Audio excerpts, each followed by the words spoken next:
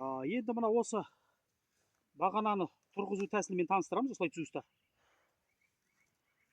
Міне қойып, түбін орап алдық алдыңғы видеода. Қалай пакетпен орау керегіне дейін көрсеттік. Енді қалай мынандай бағана стойканы қалай тұрғызу керек екенін көрсетемін. Бірінші осылай қоямыз да, түбіне біраз топырақ салып аламыз. Біраз топырақ салып аламыз. Одан кейін барып, жаңағы уровень деп қоямыз енді орысша. Деңгей көрсеткіш қой енді, тура қазақшасын білмейді екенмін, жаңағы кейбіреулер қазақша сөйлемейсің ба, анау мынау деп атады. Енді мен күнделікті дүниелік сөздермен айтып кеткеннен кейін мен оны шынымды айтсам, таза қазақшасын білмейді екенмін. Енді кішкентай кезімізде солай айтып өткенбіз енді.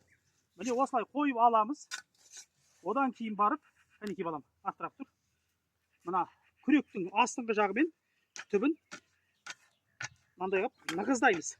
Орысша айтқанда трамбовать етеміз. Бұл не үшін дейсіз ғой?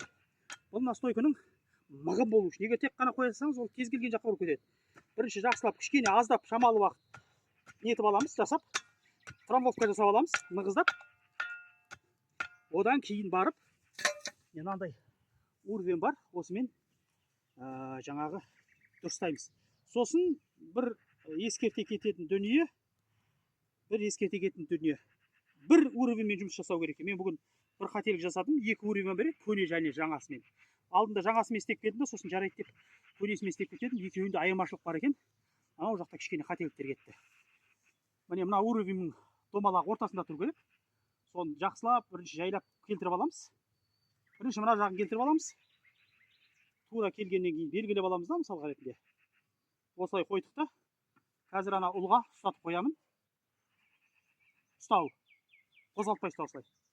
Осылай ұста. Қозғалтпай ұстап та болды. Міне енді осымен тағы да түбіне топырақ салып, тағы да трамбовка жасаймыз.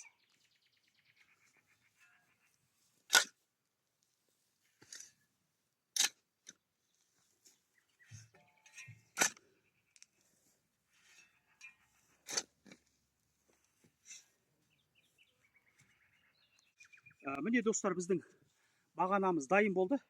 Кейбір ойлауы мүмкін, бұл элементарный кішкентай нәрсені не үшін түсіріп салып жатыр деп, бұны да білмейтін адамдар болады. Мен мысалға, Алла о кісінің рахымына бөлесін, әкемнің қасында жүріп үйрендім бұның бәрін. Кейбір адамдардың әкесі мүмкін өзі де құрылыстан ешқандай хабар болмауы мүмкін.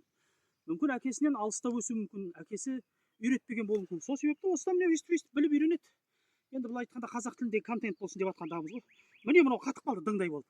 Себеп түбі жақсылап тұрып нығыздалды. Міне күректің түбімен осылай нығыздап шығамыз, болды.